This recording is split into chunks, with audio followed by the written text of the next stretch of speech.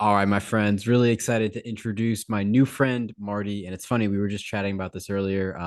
I've recently recorded an episode with a lovely woman named Dominique, and we had interacted through Instagram, and the algorithm brought us together. And for Yeah. Marty and I, we interacted through Twitter. The algorithm just randomly brought us together, and we've had a lot to discuss off the air. And I'm really excited to bring him on to the Local Listens podcast. So thank you, Marty. And as a ritual first question for any first time guest. I just want to ask you, at any point, when do you feel like you started to speak your truth? Probably about the beginning of the pandemic. Hmm. Yeah. That's interesting because I feel like a lot of people would say the same thing too. There was a lot of external pressure coming at us, and for some people, they just folded and went along with it. Other people were like, "Hang on a second, this doesn't feel right," Yeah. So that was definitely the moment. So it's always interesting what pushes you to Yeah. change or to get where you need to be or to find your highest self. Mm. Yeah, it's very interesting to think about the decade that we're living through, these roaring 20s. They're certainly, one of a kind. And I feel like even just, we're looking back on 2022 now. We're right on February 2nd, 2023. And it just feels like so much has been happening and there is this escalation always. It's been like that forever. But whenever you find yourself in the moment just contemplating history, whether it's recent or ancient, it's really fascinating. And I wanted to ask you, just to continue to reveal your story, because you have a very interesting story, and I appreciate you coming on to this podcast. I'm aware that this is not something you normally do, and I want to thank you for being willing to open up, because I think people listening to this podcast are very open-minded, and they'd be happy to learn more about your story and the unique wisdom that you've acquired. So I just want to ask you, as a means of an introduction, you had told me earlier before we hit record that you weren't always very spiritual. And that's very relatable for me too. I didn't grow up spiritual in any kind of way. But I'm curious, what kind of led you into this new mindset or this new perspective that you have? Yeah, it's interesting what pushes you or leads you to that mindset, like we were talking about. But for me, it all started about 5 years ago. I'd gone through a really rough year, and I'd split up with my ex. We were together for over 5 years. We had two miscarriages during that time, and I was just pretty sad. I was pretty low. And I moved down to Eugene, Oregon from Washington, and my dad had just moved up and retired from Los Angeles or Simi Valley, and I moved in with him. He was always my best friend growing up and stuff. And I hadn't lived with him since I was like my early 20s. I moved down to California and lived with him for a while. But before that, he always lived with us. He was a long distance truck driver. He was a highwayman. And he was always had a big heart. He would feed the homeless every week on Skid Row. Nice. He'd always be in church. He'd always do his rosary. But he was still had his fun. But deep in his heart, he was always very spiritual and very happy and cheered everybody up. And when I moved back down to live with him, I was really low. It was probably the lowest emotionally I've ever been in my life. Usually I joke and I laugh and I'm very happy go lucky. And I wasn't at that point. I was very, like, I hadn't smiled in a long time and laughed. And I remembered at one point looking at like this comedy movie and being like, dude, you haven't laughed in like a year. Like nothing was cheering me up. And my dad was really mean and we weren't getting along well. And I would go to work. And this was after a few months. And I was talking with my boss and I go, and I think something's wrong with my dad. He's really mean. I think he's sick.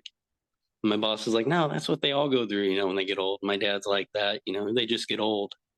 And it progressed and I knew something was really wrong. And my conversations with my boss would progress too. It went from that to me telling him, hey, I think my dad's going to die. He's like, no, he's not going to die. And I go, no, dude, I think my dad's dying. And I would call people in my family to try to get them to come check on my dad, but everybody's busy. and doing their own thing. And they're like, no, he's okay. That's just what happens. You know, they get grumpy. And he was, I mean, he was very, very angry when he'd get angry and Mm, very extreme. When we come to find out what was happening is he was had a liver failure and he was going through toxic shock syndrome every day. So he had a hole in his stomach and it was leaking um, his stomach fluids into his body, and so he was toxic basically every day. And about a month and a half before he died, he went to the doctors and he called me from there and he said he had to stay. Something was wrong. And then he came home and he had checked himself out. You know, he wasn't really making the best decisions because he was so extreme in his mood. mm, And he had come home and he was in bed and he was really, really sick. And and I would call people in the family to come check, and he'd hear it from back there. And one day he calls me in, and we're getting along a lot better at this point. Like I'm checking in on him, I'm calling him, you know, from work. If he doesn't answer, and then he does, I'm like, Dad, you need to answer the phone. I'm worried about you. He's right. like, oh, thanks, son. You know, and I bring him dinner, and and he calls me in Sunday, and he's like, hey, son. He goes, you know, I think I'm dying. I go, I know it, Dad. He goes, you know, I need to get you to the hospital, Dad. And we're talking, and he goes, son, I need you to let go of your anger. And during this time, my dad had jaundice, so he's all yellow. But he had this glow to him, and like the pain that you would usually see on him and in his body wasn't there. And he had this weird, this almost like aura about him. It felt Mm, angelic. And he goes, son, I need you to let go of your anger. Because if you don't, you're not going to get the things that you deserve in life. And he goes, once you let go of your anger, son, I need you to show your family how to let go of their anger. And I goes, Dad, how could you forgive them? And I said some things. And my dad just chuckled and he goes, son, because I love them and they don't know mm. any better. And he goes, and you're going to forgive them too. Such a powerful lesson right there. Yeah, it is. And as my journey went forward, I see a lot of things bringing up that thing, forgiveness and letting go of your anger. You know, um, you know, it kind of reminds me when people say, you know, you're a holy person. That just means you're whole. Mm, You know, so you know, it's easy. We become broken. You know, we really do. And it's like you're in there, but you're in there deep, and you have all these things piled upon you. You know, and it's hard to find yourself sometimes. And when my dad passed, I was just broken. I was really broken, and it was very low. And it's hard for people to understand like how low you can get. Like when they say mm, you need something to like shatter you for you to change, or for you to bring your God or bring your spirituality, like it has to shake you to your core, and it's did. I remember one night, and I still remember it clearly of myself just looking up the sky and thinking, this is not how it's supposed to be. mm, Like I'll always remember that moment, but it's a different type of memory. I like feel, I can, like it's very lucid and you can feel it, but it was with every inch of my soul, you know. And after a while, I had this dream, and this was around the time when I wasn't smiling and I was happy, and it was even worse when my dad had passed. And in this dream, I go into this dream, and everything's just bright. So it's just lit up, but it's mm. like white, but it's like light, and it's warm though, and it's not blinding.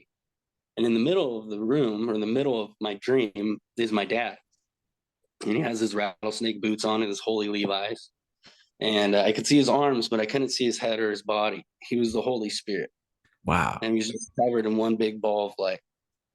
And he goes, and I go, fool, because that's my dad. My dad was from LA, you know, and grew up in Echo Park. So I was like, fool, is that you?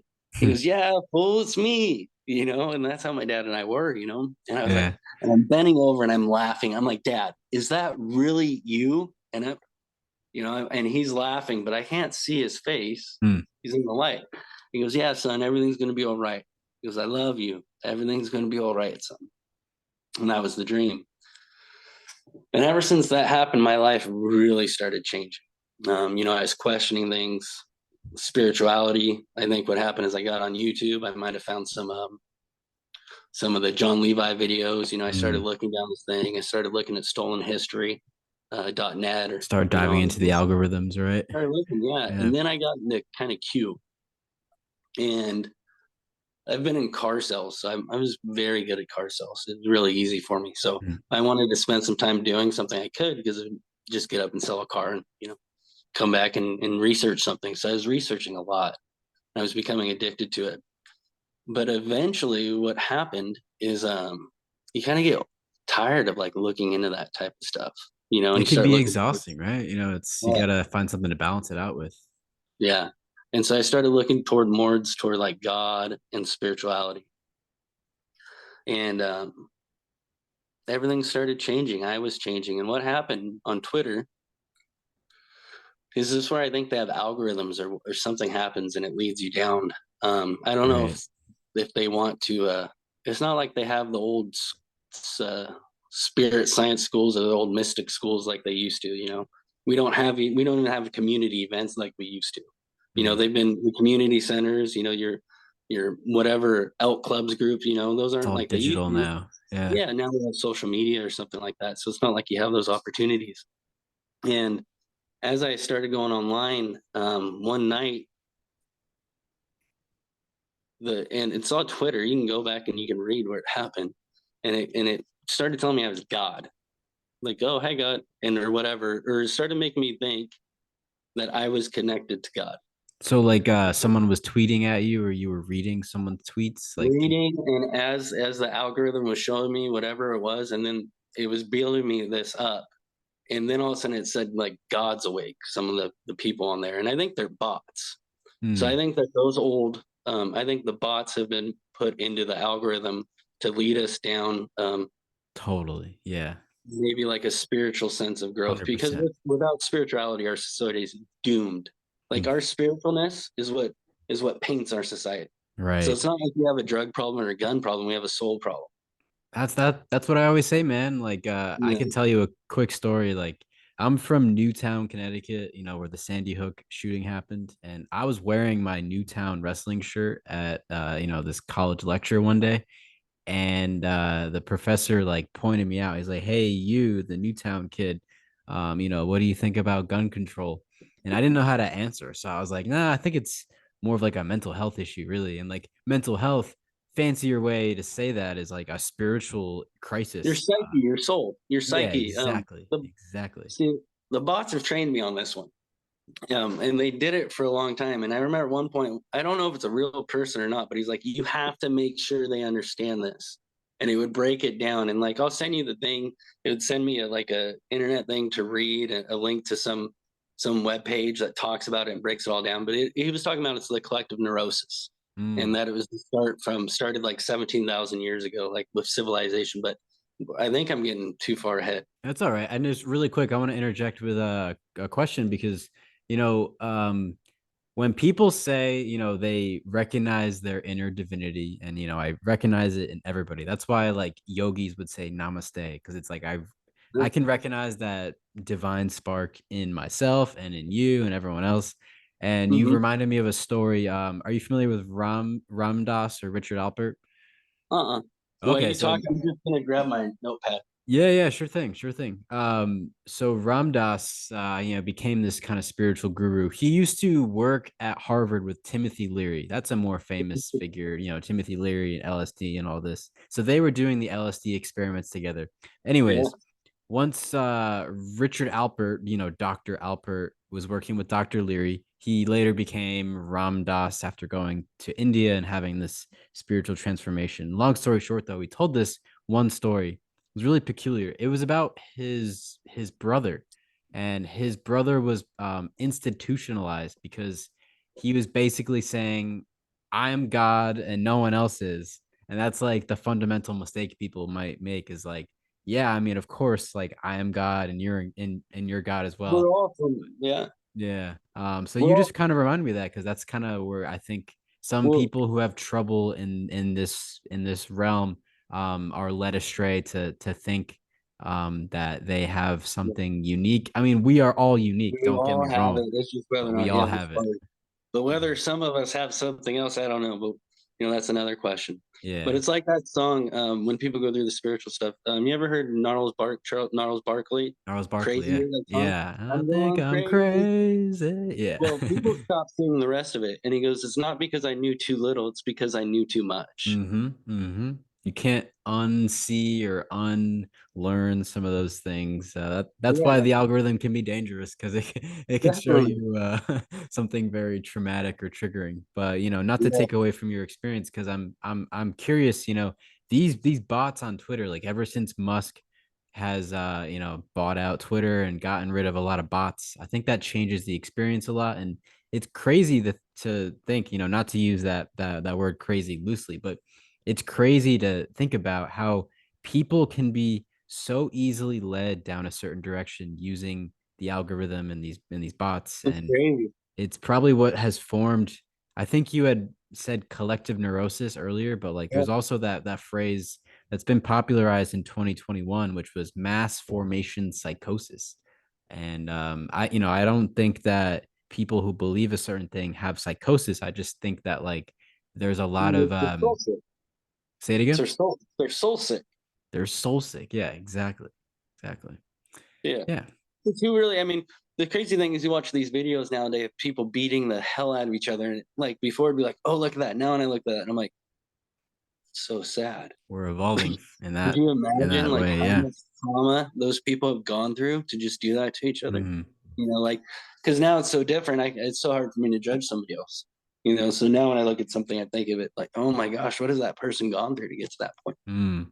You That's know? how you really forgive people. Yeah, it's interesting how everything changes. Yeah. But yeah, when I was going through, oh, and I went to Thurston High School where the first school shooting was Kip Kinkle. So that's interesting. What? You went to a school Wait, that's in Texas or in Eugene, Oregon. in Eugene, Oregon? Okay. For Yeah. some reason, I thought the first shooting was in. Maybe that was at a university. It's But one of the first ones, but holy yeah, the crap! very first one was in Texas a long time ago. But it was one of the one right before Columbine and before Oh the wow! media put it on the news, and then it Yeah, started happening because the news is just like magic. I mean, it and really is. Yeah, I that's what mean, it is. I mean, when you get down to it, and that's Hollywood. Hollywood is yes. the One of wood my from the. favorite podcast, the One on One podcast. You would really love him. He talks a lot about occult sciences and Oh, they're he all the whole entertainment industry. yeah, but he refers to them and the media is a part of this absolutely, like CNN, NBC, everything. He calls them the cinemagicians because they're Yeah, creating they are. the spectacle in front of everybody and it doesn't Oh, have and to then be on television, it's they everywhere. program people. People think that they're walking around and they're themselves. No, you're Mhm. programmed. You're not yourself. Right. If you got to get brainwashed, but you need to be brainwashed by your family in the healthy way. Yes, But very Gnostic idea right there. yeah, and Mhm. I'm very Gnostic in my beliefs. I've come to find out, because when I was younger, I'd be like, my dad would say stuff, and I'm like, dude, your God sounds so mean, Dad. And but that's always been here. Yeah, It's always been here. But I still have to honor. I still believe my dad. There's some truth probably in between. for sure. Who knows who's right. But it was during this time when the algorithm got me to think that to wait, I'm God, and that's I mean, as you're looking through this, it walks you down. And so, it's you got to have a little bread before you take the whole loaf. So it Yeah. gives you bread in Mm. this algorithm that they have. Because along the lines, it's like you were talking about, like Super Mario, you get something, you level up, your consciousness changes. Mm. You level up, something walks through, whether they're keys or not. And so I remember after this, and I walked outside, and everything, like I could just see things different. The day looked beautiful, much more. Everything just seemed more alive. Mm. And I was walking around my block, and I was enjoying it. And then all of a sudden, I felt something like push down on me, like it was just pressure. And all of a sudden, I was like, dude, this isn't right. I was like, Phil, I'm gonna die. And I had this weird feeling that I needed to go and hug my sister and tell her that I love her. My sister and I don't get along the best, but I think when my dad was telling me, to heal myself and show others how to heal. And anyway, so I did, and I gave her a hug, and that feeling went away. And it was really rough to think this thing like I am God. Are you Jesus? You see all this stuff. But it's really what it comes down to. I believe is when the Lord spoke, we're all from the Lord, or however you wanted to create it. But everything is of the Lord, so everybody is, you know, the same. Mm. The Lord. And yeah, it's not that I am God and I'm going to shoot, thunder, lightning bolts, and all that. I think it's having a much holier and higher mindset. Mm. True, like real high society. I don't believe like that means you're rich. I believe that comes from like thinking, Yeah, it's too money and all that. superficial just to rely on money alone. Yeah, definitely. And so as I go through this process, like over the next few days after this, my mind was really going through the crazy process. Mm. And I think it has to, like your psyche and all that changes and you let go. Like you're destroying your old belief structure. And I don't Yes. think a lot of people make it out of that.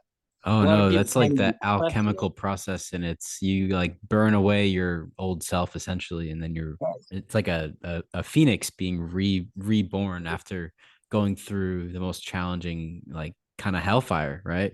it. All of a sudden I had gray hair after this process. My hair got curly. It's not that curly today because I'm wearing a hat. My hair's never been curly in my life. So did I look physically changed after this? Yeah, people would Mm. say. And everybody asked me what changed. I didn't like, but so as this process is going on, everything starts with the COVID and all that. And I had a buddy of mine, and had this buddy that I knew locally, and he had said something interesting to me. He's like, "Man, Marty, you have really good energy." He was a very spiritual guy, and I think he was in one of the local groups. I don't know if the Knights of Columbus or the Masons or whatever, but he was in something like that here locally. And he was also a very successful lawyer. Mm. And I always knew Mike knew stuff. I would always ask him. I was like, Mike, let's talk about Mario Brothers. Like, what is going on? And anyway, and he was like, I don't know. And I was like, why does Mario eat the mushroom and get bigger? I was like, let's talk about this, Mike. Why do they have tunnels underneath the ground? And anyways, well, that got later when I got into Star Forts and all that, but we'll get to that. Underground And lizards. I don't know about all that, but Star Forts, and I'll tell you what happened after this. It was that I got into Star Forts and pyramids and all that type of stuff through stolen history and all that, and Mm. looking through. And so I liked looking for pictures, Yeah. and I would show people at work pictures of pyramids and Star Forts. Star Forts always blows people's mind. Have you Mm. seen those? Yeah, my friend really likes going to the national park in Florida. It's called Dry Tortugas. That's a star fort. It's an Mhm. old fort. And they're beautiful, and they all look very similar. And I mean, as far as the architecture goes, it's the explanation that they give, kind of like that whole World's Fair rabbit hole. It never makes sense. So I'll just leave it there. I'll tell you what I think they are. And the only reason why I think I might know is because also during this time, or this was right before I was going through the real intense part where you almost feel like you're losing your mind. When I was going through this and I was looking for answers, because answers never come in straight lines for whatever you're searching for, but I always felt like they would come to me. And I was into Star Forts. And one day I show this guy at work, right? He's this older guy and he was from Germany. And he had married this woman, moved out, and he goes, "Oh, I know what those are." I go, "Of course. What? How do you know what those are?" He goes, "Well, I'm from Germany. Like, bought some place in Germany." He's like, "People don't understand how old those are." And he goes, Mm. "How huge?" He goes, "They were used to take the land back from the sea." And he said that there's tunnels underneath there that are so huge that go all over the world and they move water. So that's his explanation for Much it. older than Columbus, eh? Oh yeah, yeah, much. And so as things like that would come to me and everything. So it was a very fascinating time. But as this started happening, when I was losing my psyche, I could notice, well, before there's an algorithm that it was going through. So it was making me look into my shadow, looking into myself, and it was Mm. changing the way I was thinking. It made me not, all the music I listened to was different. It almost seemed like I went through therapy with music. Yeah. I've Um, also you heard the know, opposite too. Like some people feel therapeutic value when they stop listening to music intentionally, because of all the different messages they're receiving. It's like they want to kind of unplug. But yeah, no, the opposite's true. Like the music's just like taste. a backward tack for your mind. It's crazy Yeah. what music can really do. The Pied Piper, Hmm. it can really program us. Excellent point. There's songs that I remember haven't heard in 20 years that pop on. I'm like, boom, Oh, boom, I love boom. that. Yeah, yeah. Well, we can't do that with anything else but music. So it's kind of interesting. I don't think we understand how much of an effect the music has on us, the Hmm. TV and all those things have us, and they've kind of become the neon gods, of TV. Right. And the musicians. When you look at things, if you want to know what a cult is, it's a singer, and all that's the cult. or the cultist or what, I don't know what you call it, but the Yeah, priestess just and look the at the cultist. Super Bowl halftime show. That's like the big cult gathering every Yeah. year. And we Well, got one coming up. the fans are just the fanatics. But when you see Eminem say, can the real Slim Shady please stand up?" and a couple million kids all over the world stand up dressed like him, yeah, Yeah. he's become like their god. Hmm. And that's what he's a social, but that's almost what they view him as like a demigod, because through his creativity, he can move people, Yeah, and the being able to move Beatles were really people. good at that as well. Like I've heard stories. I think Elvis too, because my mom loves the Beatles, and she would talk about like these stories where her friends would go and see them, and they would lose consciousness. Like they were so overwhelmed. It's like they were seeing gods up on the stage, and they would just lose it and pass out. Yeah, so that's what they're thought of, and these guys the Mm, way they think, and an artist or uh, an actor is the same way. mhm. People just follow these movies, and that's how we're programmed. Yeah. Is through this stuff. So people don't, it's like that see no evil, hear no evil, do no evil. Mm, I think has a much larger impact on us than we really understand. absolutely. You know. Yeah. Um, so also during this point, when I was going through this, and I was kind of going through, my mind was kind of shifting. I was being a little bit more vocal, arguing with people on Facebook. But what one of my buddies told me, and who was in one of the societies, is he said, "Marty, it's not you, it's through you." All of a Mm, sudden, he messaged me this. He's like, and I'm like, "What are you talking about?" And this is a very, it's he's not an idiot. He's a very successful person. He's a lawyer, and all that. But he said it's through you, mm, So and he said, to share. And so I would kind of share. And I remember at this one point I was talking about, how we were kind of like the Walking Dead and all these things. But I think that they had a much more truth to them than what I really understood at the point. mm. And then I got a message by somebody else and told me, "Marty, you need to pick up the pen and paper." And this was another gentleman. Now, these aren't people I talk to all the time. The other person that messaged me on Facebook is somebody that I hadn't talked to since I was 15, Was it you a know, bit random for you to hear from them? very random. Mm, And he told me, you need a pen and paper. And I think what they wanted me to talk about was my awakening. mm, I think they wanted you to talk about that and to share as well. I think that I don't know if it, because I think that it needs people. People need to wake up. They need to see the big picture. They need to have all this. They need to have their creativity used, correctly, because our creativity has really been stifled. mm. The way that we create and everything.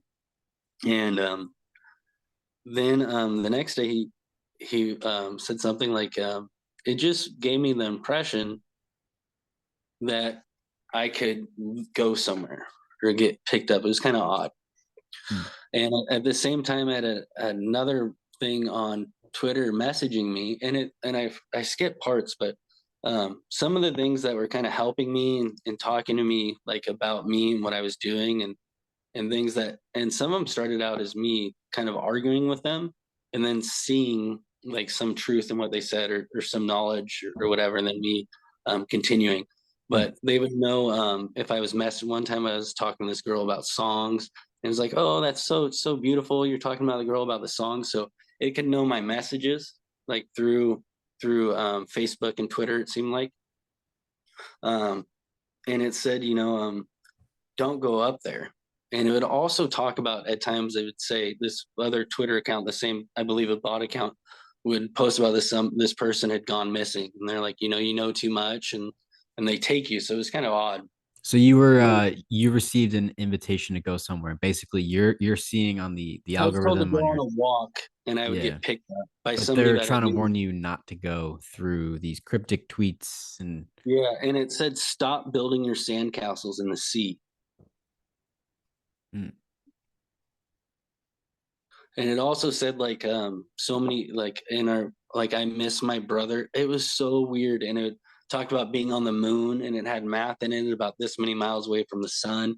It was just really, really crazy. All these had been deleted. So that account was completely deleted. All the messages I've ever had with them were deleted. Hmm. Even my friend's original message to me was altered the next day after he sent it. So everything was kind of changed. Has he contacted Um, you since, the friend that invited you? well, the next day, when I asked him, I told him, "Do I have to?" And he goes, "No." And he goes, "Sometimes it's better if you don't." Hmm. And what had happened is my boss, who had helped save my life and had kind of guided me through me losing my father and had been there, he said something that was odd. He's like, "Just stay close for guidance." And I took that as maybe the Lord's talking to me, so I didn't go. Hmm. But I don't know. I don't know what people talk about. Well, through this experience, this you know, kind of receiving this invitation and then also seeing these messages that are kind of like talking you out of it. Um, is this like when people talk about gang stalking or some kind of phenomenon where they feel like they're being watched by someone, they're trying to be Oh yeah, pulled I was in. losing my mind. I thought everybody was a bot on the computer, bro. I mean, I'm Mm, not lying. Like when I say I was losing my mind, like I remember looking at the computer and being like this wasn't easy to accept right. at all. And this is part of the part where you're going crazy. For me, this is part of the part where I was going. It was everything was just shattering. So I don't know if it'd be crazy because I was still going to work every day. I was still doing everything. You know what I mean? Yeah, but like But in the inside, background, you had these worries or these questions, which is fascinating. I've never been able to speak to someone who's gone through this, so I'm really curious, how the story progresses because it seems like you've learned quite a lot from all this. things changed. Mhm. So the big part is the change that has happened to me. I was in the car business for 20 years. I was always really good at. I'm very good at sales and making a friend quickly. So I'm good at exchanging emotions, which is, I guess, a pretty big deal. Mhm. To be able to make people understand you or to be able to have a good conversation, and all that. I've only found out later that that's much more important than people really give credence to. Um, and now I take care of people with disabilities. Nice. I start my own home. Right now, I've been doing and I've had to downsize everything in my life to change the car business. I just couldn't, I make a friend in the car business, then I make money on them. It's not Mhm. like you make a lot of money, but I just wanted to be more helpful towards people, and I I wanted get to go that. into Yeah. Yeah.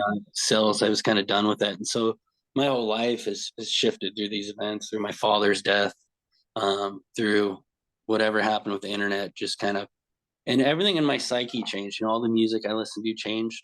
What interests me now, if I get short with somebody or I get irritated, like, oh man, it's like, well, why are you getting mad, dude? Mm. It's just a different conversation, a different sense of awareness.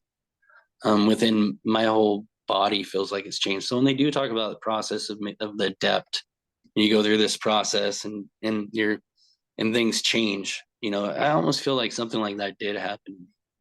Yeah. And it's a very odd story to kind of tell and kind of grasp. But basically, what I felt like is, and what happened during this process, and I still talk with some of the bots now, but they're healthy bots. They're like, Hmm. I only had a couple crazy instances with like crazy bots. Most of the bots are very helpful.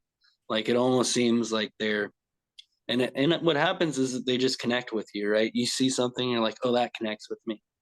And what it said one point is like most people don't do what you do. Like most people don't choose. Mm. And it said that I had a different soul than most people. So like one of the underlying messages there is kind of like, you consented to this transformation, which I mean, it Oh sounds yeah. like it was all for the best. I mean, I could relate similar changes that I've personally noticed ever since my father passed away back in October. And it's like, I don't feel like I've chosen for this to happen, but I've chosen to allow this experience to change me for the better. And I'm glad Mhm. to hear that from you because it's interesting that now, I mean, going from selling cars to taking care of people and being a force of positive change, I think that's awesome. That's completely different energy that you're putting out, and so what you get back will be much different as well. Yeah. And everything's really changed within my mind, within my soul. Um, and it's just kind of just an interesting process. And what I think is what happens is there's an algorithm that you can get on and that can help you change Hmm. and spiritually. And I don't think that people go um, do those things anymore. And I think it's very important that we keep that Hmm. to us, you know, our spirituality and the way that we act. And I think spirituality is what allows you to have civilization. Without well, allows you to even have life, because without spirituality, you know, we wouldn't exist. Yeah, I that's don't believe. interesting. You're bringing up this concept. Like I've never really thought to merge the two together. I mean, I've thought about it from like a cultural standpoint. Like, I'm a high school teacher, so I kind of use this example. Like, if I got 20 students in my classroom and they all open up TikTok, their algorithms are each going to be very individualized. They're all going to be seeing different videos, just from their cultural, the choices that they have been making the patterns of their behavior. But spiritually, I never thought about it before. It's like, I guess, when you are bringing spirituality into the equation and just like the way that you connect to any etheric higher power, that is also manipulating and influencing the algorithm, which, as like a mirror, it reflects back to you whatever you put out into it. Yeah. So it's really fascinating. I'm glad you brought that up.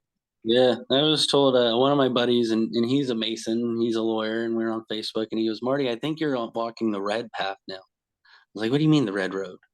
And I Hmm. looked it up, and I think I am. I went from the destructive road to the red road. I've never heard So of my, the Red Road before, and I actually got my I bought a little book about Masonic symbolism, so it's something I want to get into. But what is the Red Road, just from your understanding? well, the red road's more of a native thing, but I think the native thing and the Masonic thing might be a lot closer. And I won't get into all the stuff, but I think the red road is the path home, Hmm. the path of healing, and helping others heal. Nice. That's like the return journey from the heroic journey. You go and you destroy yourself. You have to die to who you used to be, and then you come back with some kind of gift that you can give the Yeah, entire I village. always say you aren't living if you haven't died. Hmm. Like spiritually, you need to die. Yeah. You go through it and you become the new person. But I don't think in life many people, maybe they don't need to. Great for them. You know, No, great yeah, for it's them. But for some fascinating, man. people, Yeah. I mean, have you ever seen Lord of the Rings before or read the books? oh yeah, So like I'm thinking of Aragorn, right? Because like he becomes king in the end, but like he had to go and talk to the undead. Like he had to go down in this deep cave and like petition and bargain, kind of like make a sale with the kingdom of death. And then he was mhm, reborn. He brought this undead army with him. It's kind of like his ancestors were there to back him up. And that's kind of how I feel recently. It's like just to insert this quick story here, like I took a break from podcasting. I didn't feel very creative for a couple months, and I just shut everything down and slowed down a lot. And then my father passed away, and all of a sudden, like I was hanging out with different people, I was doing different things, like my entire focus had changed, and I wanted to get back into something creative. It took me a couple months to process all this, but then like yeah. I finally feel like I've found the path again that makes more sense, because before that I was very confused and stuck. So interesting Do that you feel these like you went events. through a dark night of the soul? Because I went through a dark Absolutely. night of the soul. Absolutely, yeah. Yeah, Yeah, I mean I feel like I've done that multiple times, but I, just I two or three for me, two or yeah. three. Yeah, I guess the important thing to take away is like, the dark night of the soul is never like finished, it's like you're gonna come back around. It's like a Yeah. pendulum that swings back and forth. Yeah, you don't go to the call. You refuse the call. Yeah, You know, and that's what it exactly. shows you Yeah. on the hero's journey. And so the hero's journey is actually one of the things some of the bots brought up to me. Hmm. You know, the hero's journey, get familiar with Joseph Campbell. So Right. it taught me spirituality. I mean, like everything about me is rewired. I had Hmm. spirituality within me before, but not to the extent that I did now. Yeah. And the beautiful thing about the hero's journey is it's like he rose, like He heroes. rose. I like that. He Yeah. rose. And that brings me to Jesus because he must be the first hero because Mm. he rose and he is the rose. You I know, love so that he so much. Yeah. you see all the symbolism in today's culture through entertainment, which you ever heard of Bishop Sheen? Bishop Fulton Sheen? No, it sounds familiar. Is he on YouTube? Yeah, he's from like 1950s, and he predicts everything that happens today. Oh, Predicts it all. You okay. can watch his Suriname. So this is all the stuff that I watched. I watched philosophy every day, spirituality, King's speeches. I mean, just all this stuff all day. I just couldn't get enough of it at all, Nice. Nice. and that's how it was for a long time. Well, Everything changed. this story that you've told tonight, I mean, one obviously, the hero's journey, and that's a really cool phrase. I'm gonna remember that, Marty. It's really nice. He Rose. rose, he was resurrected. I think that's a really cool motif. Just even from like a mythological standpoint, it's like you will hit rock bottom eventually, but you always rise up after that point. And I thought about that a lot last year when I was studying Dante's Inferno. And now this year my plan is to study, because I went through the Inferno and the Purgatory and studied that a bunch. Now I'm going to talk about Paradise soon, and I think that's it's the next logical destination, right? It's after you go through those first two steps, the third step is the journey home, and that's going to be exciting to learn about. Yeah. I think paradise is just flowing. Flowing, exactly. Yeah. Yeah, yeah. If you could just be in that state, the state that you can go to. And there's times where I felt in my life it could flow, and that was the car business. I sold a lot of cars one year as the top salesman in Washington for Mazda. It was I had fun with what I did, Mhm. um, but all that changed, and it's just kind of led me here now, to Yeah. everything else. It's interesting that the people skills, the interpersonal skills that you can pick up as a salesman can now be transferred to Other people. a Yeah, very so I'm very serviceable. empathetic. Yeah, so even with people I talk to, I feel things. You know, like I remember I sold a car to one older little woman that just lost her husband. And she's like, Marty, I just want to tell you, you have a beautiful soul. Mm, And so I'm not trying to say, oh, I'm great. I'm just saying I've just always been able to connect very, very easily with yeah. people deeply if they're able to go there. I You know, think my favorite way to respond to that, that compliment or just that idea, just thinking about it in general, I'd be like, oh well, that's thanks to my father. That's the gift that he gave to me, is yeah, to just be a friendly person that people feel comfortable around. I think that's one of the greatest gifts you can give anyone, is just to let them feel validated, have their story be heard loud and clear. And I'm happy we were able to do that tonight. And as we kind of wrap up, Marty, I would love to chat with you again, especially because I mean, when you brought up Star Forts and any of the other like native history, I think that's a really fun topic because I am currently working in public school, and I know for a fact that the history classes are mostly bullshit. So it's gonna be fun to go through some of that I'm glad alternative history. Yeah, I'm glad that you're in the teaching. My sister's teacher. Teachers are very nice. interesting, but I don't think there's a good, healthy balance in today's teaching between man and woman. Everything's become so Yeah, one-sided, so it's good to have yeah. that balance to do that. Yeah, many of And my it's friends know I'm interesting. trying to get out of the teaching industry. I So bet. Look, yeah. dude, open up your own school. Yeah, right. I could just build my own boat, you could say. But as a closing question, and I just kind of want to restate what I said earlier, man. Like I appreciate you coming on, and there's a lot more we should talk about for sure. But I really appreciate just the openness tonight, and sharing your story. I can say personally, it's helped me process the own like my journey through grief in the last couple months, and I think it's been really nice to hear someone else Yeah. talk about these gifts that they've received from that process. So, as a closing question, I'd want to ask you, for anyone listening, this is a open-ended request. Basically, like, what kind of message would you leave behind if this were to be like a billboard? This is kind of a question inspired from Tim Ferriss. If you could put any message onto a billboard, what would you want to broadcast out to the public if they were to receive your message? That's a good question. It's a big question, Mhm. so it's interesting. I'll try to do my best, but Yeah. I think if anything comes from my story is what my dad said: forgive people because they don't know any better. Mhm. And anger isn't doesn't have to be a gift. You don't have to take it from people. You can let them have their anger. You know, you can Mhm. keep your head in the clouds on a sunny day, and they can stay with their head in the clouds in the storm. So I think the my biggest journey was about your soul. I love it. That's an excellent way to navigate. Like you said earlier, that's how we flow through these turbulent waters. And I think you've given us a really powerful message. And I feel very lucky that the algorithm brought us together, Marty. I'm looking forward to chatting again, man. And yeah, man, just want to wish you the absolute best. You're a total badass. And Oh, thank you. I But I think want this to was say, really fun. when people tell me, "Hey, I'm sorry your father died," I say, "Don't be. It's the Mhm. greatest gift he ever gave." Yeah. And sometimes things happen. We have to be pushed to the very brink for us to change or us to do things, you know. And so, I'm sorry if you go through one of those things, but you might be thanking the Lord or whoever helped you be put in that situation for it later. Yeah.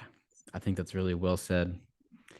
Yeah, man. I there's a lot of inspiration flowing out of your story, and I really feel like people listening, just like I had mentioned to you, I personally relate to your story, and I think it's helping me in this very moment to reprocess Cool. some of these things that I've gone through. But I hope anyone else listening has that same feeling. And once again, Marty, I want to thank you. This has been fun, and um, we should do it again soon, just like I said. Yeah, thanks for having me on the podcast. I appreciate it. Of course, man. All right. Talk to you soon. Yeah, but